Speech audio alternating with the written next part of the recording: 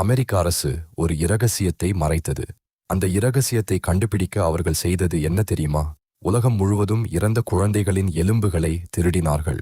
1950ஆம் ஆண்டு அமெரிக்கா அணுகுண்டு சோதனைகளை தொடர்ந்து நடத்தி வந்தது. ஆனால் அந்த வெடிப்புகளிலிருந்து வெளிப்பட்ட ஸ்ட்ரோண்டியம் 90 என்ற கதிரியக்க தனிமம் காற்றில் கலந்தது, மழையில் கலந்தது, உணவில் கலந்தது, பாலில் கலந்தது. குழந்தைகள் அந்த பாலை குடித்தார்கள். அரசுக்கு ஒரு கேள்வி எழுந்தது. இந்த விஷம் உடலில் எவ்வளவு ஆழமாக சென்றது? அதை அளவிட ஒரே வழி எலும்புகளை சோதிப்பது மட்டுமே. அதனால் அவர்கள் ஒரு திட்டம் தொடங்கினார்கள். பெயர் ப்ராஜெக்ட் சன்ஷைன். உலகம் முழுவதும் உள்ள மருத்துவமனைகளில் இறந்த குழந்தைகளின் உடல்கள் சேகரிக்கப்பட்டன. குடும்பத்தினருக்கு தெரியாமல், அனுமதி இல்லாமல், சில நேரங்களில் அடக்கம் செய்வதற்கு முன்பே உடல் பாகங்கள் எடுக்கப்பட்டன. 15,000க்கும் அதிகமான உடல்கள்.